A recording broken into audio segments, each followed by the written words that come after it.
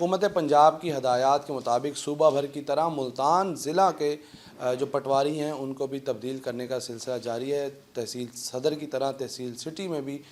جو 1 سال سے زائد عرصہ سے تعینات پٹواری تھے کہ موضوع جات میں ان کو اب تبدیل کر دیا گیا ہے، اور ایک پروجیکٹ ہے ڈسٹرکٹ گورنمنٹ ملتان کا۔ اس حوالے سے مزید جاننے کے لیے اسسٹنٹ کمشنر سٹی اسکا سحر صاحبہ ہمارے ساتھ موجود ہیں۔ میم بتائیے گا کتنے پٹواری آپ نے تبدیل کیے ہیں جو 1 سال سے زائد عرصہ سے تعینات تھے؟ جی بالکل، پورے پنجاب میں ہم نے دیکھا کہ جتنے بھی پٹواری ہمارے 1 سال سے زائد کسی موضوع میں موجود تھے تو ان کو تبدیل کیا گیا۔ اسی طرح سے ہم نے سٹی میں بھی تقریباً 6 سے 7 پٹواری جو ہمارے 1 سال سے زائد عرصے سے کوئی موضوع لیے بیٹھے تھے ان کو ہم نے یہاں سے تبدیل کیا۔ ایڈمنسٹریٹو بیسس پہ ان کے ٹرانسفرز کیے گئے ہیں تاکہ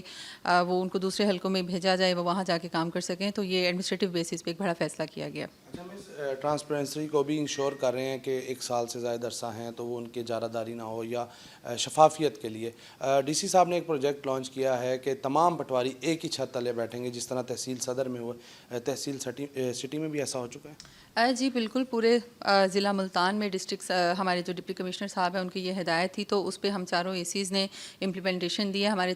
جو تحصیل آفس ہے سٹی کا، وہاں پہ ہمارے سارے جو ہیں ریونیو آفیسرز اور پٹواری وہ پورے دن میں کچھ مخصوص گھنٹوں کے لیے اکٹھے بیٹھتے ہیں اور عوام کو کہنے کہ وہاں پہ فائدہ دے رہے ہیں۔ جی بالکل، عوام کی آسانی کے لیے، شہریوں کی آسانی کے لیے، زمینی معاملات کو جلد نمٹانے کے لیے تحصیل صدر کی طرح تحصیل سٹی کے 23 پٹوار سرکل کے جو متعدد پٹواریان ہیں ان کو ایک چھت تلے اکٹھا کر دیا گیا۔ تحصیل آفس میں وہ بیٹھیں گے اور لوگوں کے جو مسائل ہیں، جو ان کے